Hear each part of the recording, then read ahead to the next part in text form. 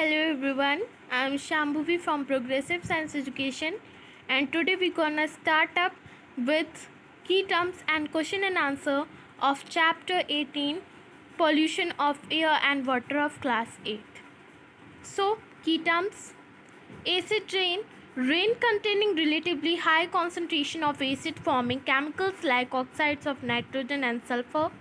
Air pollution, contamination of air with the undesirable harmful substances. Eutrophication, a dense growth of algae and other organisms due to an abundant accumulation of nutrients in lake or ponds. Global warming, gradual increase in Earth's average temperature. Potable water suitable for drinking. Smoke or other atmospheric pollutants combined with the fog in an unhealthy mixtures. So you have to learn all the definitions, okay? जितनी भी definitions मैंने की terms में आपको बताई हैं, you have to learn it. And जितने भी टॉपिक्स हमने डिस्कस किए थे उसको आपको क्लियरली समझना है, क्योंकि टॉपिक्स से ही मेनली क्वेश्चन एंड आंसर्स पूछे जाते हैं. Okay, now some important question and answers. Question answers के बाद मैं आपको कुछ ऐसे टॉपिक्स भी बताऊंगी जिसको आपको मेनली स्टडी करना है. Now question number 1, what is algal bloom, how does it affects aquatic organisms. So मैंने आपको ये टॉपिक्स में बताया भी था कि एल्गल ब्लॉम क्या होता है. सो आंसर, एन एल्गल ब्लॉम और algae ब्लॉम is rapid increase in accumulation in the population of algae in freshwater or marine water system and is often recognized by the decoloration in water from their pigments. Algal bloom commonly refer to rapid growth of macroscopic unicellular algae, not macroscopic algae.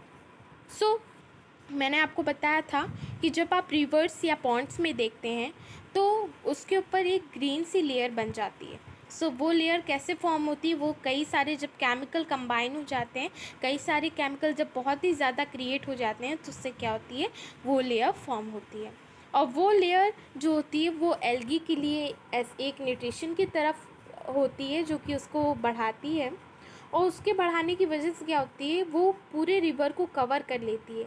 Algae जो होती है पूरे river को cover कर लेती है, जिससे जितने भी एक्वेटिक एनिमल्स हैं वो सांस नहीं ले पाते, can not take oxygen, and उसकी वजह से वो किल हो जाते हैं, मतलब डाई हो जाते हैं.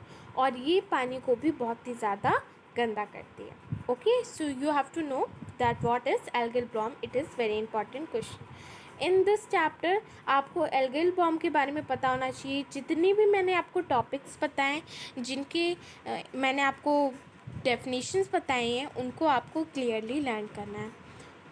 And see what's important topics are there. So some important topics, causes of water pollution. Water pollution के क्या क्या कॉजेज़ हैं आप उसे देखिएगा, कैसे हम उसे प्रिवेंट कर सकते हैं.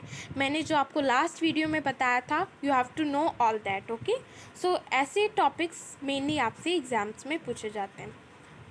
Acid rain and its effect, मैंने आपको एसिड रेन के बारे में बताया था कि कैसे वो रेन के फॉर्म में आती है और एक्वेटिक लाइफ को डिस्टर्ब करती है और ह्यूमन लाइफ को भी बहुत ही ज़्यादा डिस्टर्ब करती है और बहुत ही पॉल्यूशन फैलाती है. मैंने आपको ये भी बताया था कि वाटर को प्यूरिफाई कैसे करते हैं. So water purification at domestic level, कि हम उसे 3 टाइप से प्यूरिफाई कर सकते हैं. उसमें से सबसे कॉमन बॉइलिंग ही था, मैंने आपको बताया था. You have to know about it. Contamination, you have to know about what is contamination. And last topic, that is measures to prevent water and air pollution. देखिए, आपको कॉजेज़ वाटर और air pollutions के पता होने चाहिए, कुछ points भी उसके पता होने चाहिए. एसिड रेन, एल्गल ब्लॉम, ये तो आपको मेनली पता होने चाहिए क्योंकि ये आपसे मेनली पूछे जाते हैं. आपको मैंने जो की टर्म्स बताए थे वो एज अ वन वर्ड भी पूछे जा सकते हैं और की टर्म्स के फॉर्म में भी पूछे जा सकते हैं. So you have to know all these are very important topics. So please learn about it and revise whole chapter carefully. So the end. Thank you for watching my video, and if you all have any doubts regarding any topic, so please tell me in comment section. And if you all like my video, so please like, share, subscribe and press the bell icon. Okay, bye bye and take care.